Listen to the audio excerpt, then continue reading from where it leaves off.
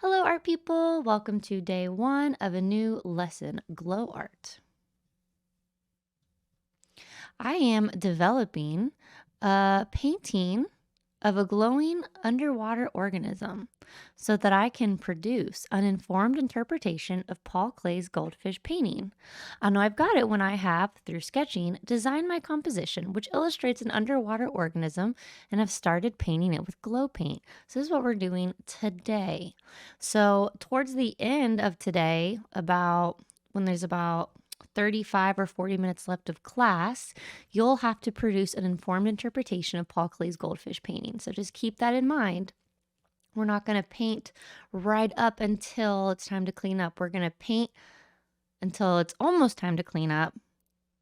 But then we're going to interpret a goldfish painting and then we're going to clean up. So we have a little bit of work to do before we clean up. Okay.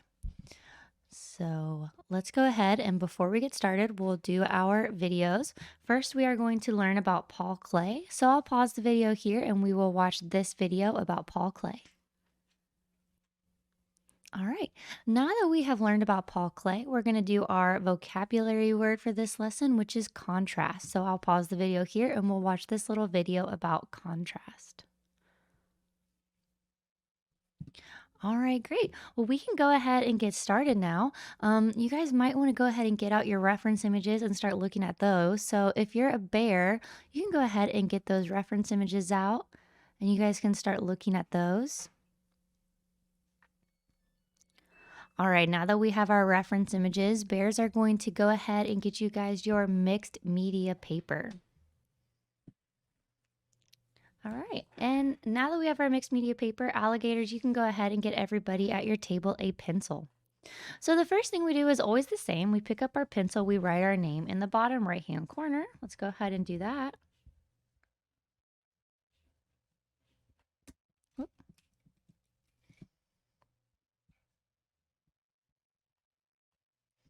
And our class, which is 5, because you're in 5th grade, and the first letter of your teacher's last name. All right, and now we are ready to go ahead and get started with our drawing. Remember, whenever we're doing the drawing for our project, you can either follow along with the tutorial that I'm about to do, copy from one of the reference images or reference one of the reference images, draw from your imagination, as long as you're meeting the day's objectives. In other words, your drawing is on theme. Today we're doing an underwater ocean sea organism. That could be a fish, octopus, etc., or a combination of two or more of those off.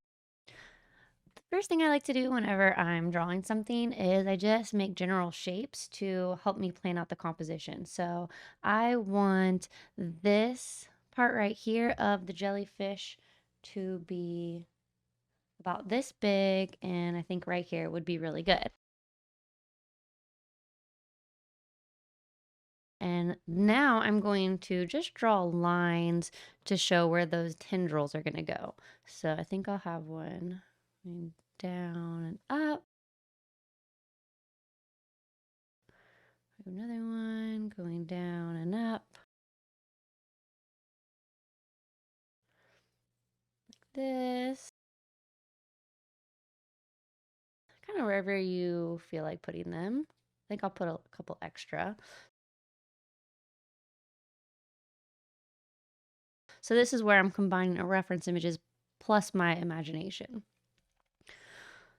All right, so now that I have a general idea of where I want everything to go, I like to go back in and make my shapes look more like the reference image. So first I'm going to go to my oval and make like a rainbow shape, rainbow line.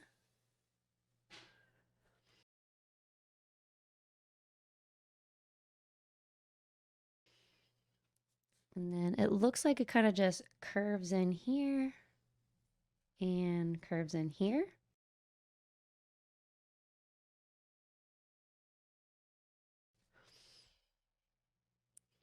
Now I see that there's actually a rainbow line inside of our jellyfish as well. So I'm going to draw that small rainbow line inside.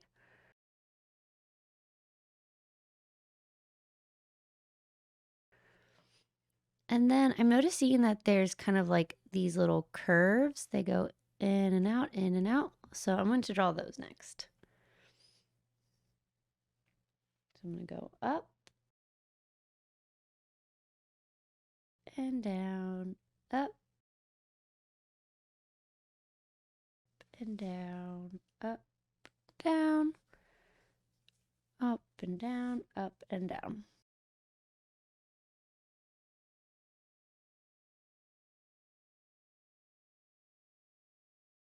Like that. So that's kind of like the inside of the jellyfish. Okay, from here I'm going to turn these lines into shapes. So whenever you're turning a line into a shape, you just have to draw the same line next to it. So first I will do this one here. So with this line, I'm just going to draw another one of those next to it, however wide I want it to be.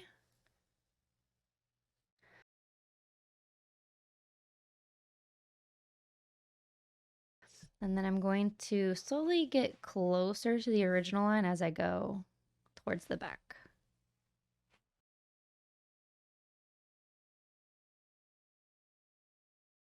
So it tapers off at the end.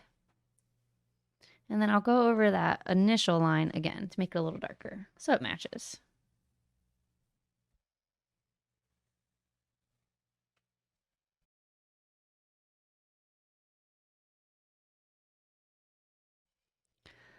Then I think I'll do the same thing to this tendril here. I'm just going to turn it into a shape. So I'm going to first extend it so it goes into this little mini area. And then I'm going to draw that line right next to it.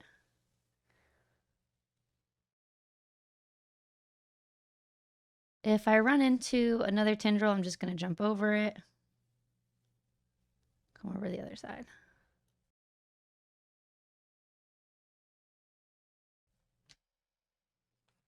And then just like the one above, I'm going to go over that initial line, make it a little darker.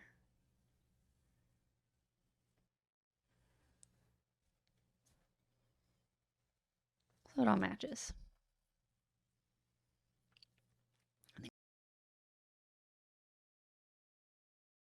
I'll do the same thing to this tendril here. I think I wanted to go more into here though. I'm gonna draw a curved line. So I'm just repeating this line here a little bit further down. And getting closer to the end.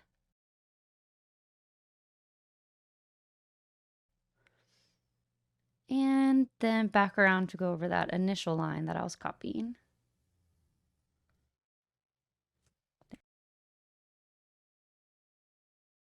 There we go.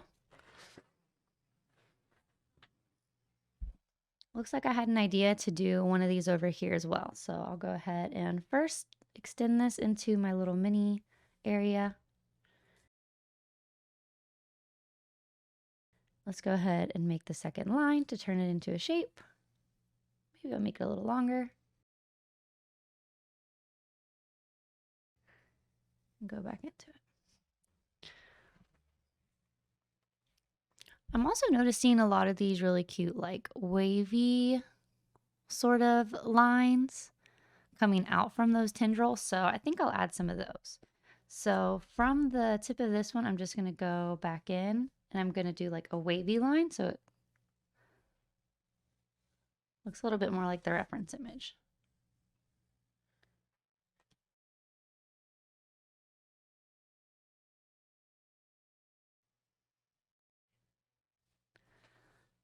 I think that's kind of nice. And I'll do a big one of those wavy lines kind of going out this way to look like this one here.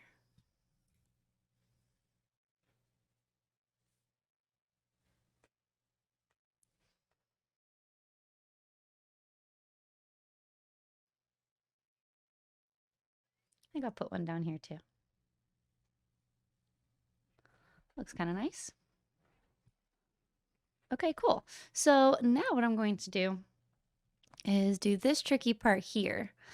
So as the top layer of the jellyfish goes around, it kind of feeds off of this line here and wraps into the side. It's a little tricky, so you might just want to watch first. Like that.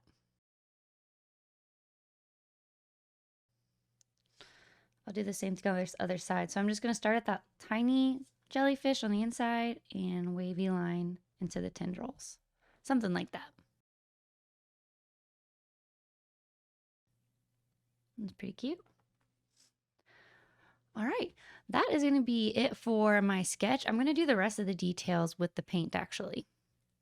So that brings us to our next step. We are going to paint. So if you are the kitty cat, you can go ahead and get out the glow in the dark paint. All right, this is what your glow-in-the-dark paint box looks like, and it looks like this on the inside. But before we start painting, we need to get out something to go underneath our artwork so that we keep the tables clean. So go ahead and grab yourself some newspaper or something. I'm just using this scrap piece of anchor chart paper, but go ahead and get yourself some newspaper, put it under your painting so that our tables stay nice and clean. All right, we have our paint, and if you are the puppy dog, you can go ahead and get out the paint caddies so that we have water and paint brushes. And we're not really going to need our paint palettes today for this. If you're going to be mixing colors, you'll just mix wet into wet on the canvas itself, or on the paper itself in this case. So for instance, if you wanted to mix red and blue to make purple, you would just paint some red and then paint some blue right on top of it and mix it onto the artwork instead of getting the paint palettes out and doing pre-mixing, which is what we usually do. But we're not going to do that for this lesson.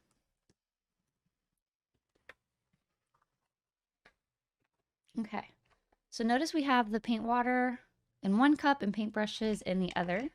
The paintbrushes have the hair going up. That's how we want to put everything away when we're done as well. So let's go ahead and everybody grab one little bottle of paint. And I want you to kind of cradle it in your hands and hold it up to your eye so that you can see like if it is gonna light up. Oh, did it light up? Could you see it? Okay, why do you think that is? Why do you think it wasn't lighting up?